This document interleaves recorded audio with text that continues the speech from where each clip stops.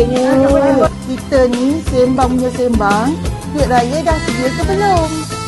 Belanja kan dah nak sampai. Jangan risau, saya dah ada. Banyak.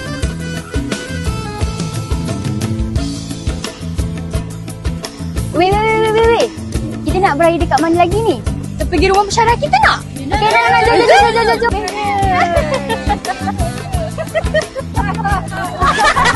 Assalamualaikum.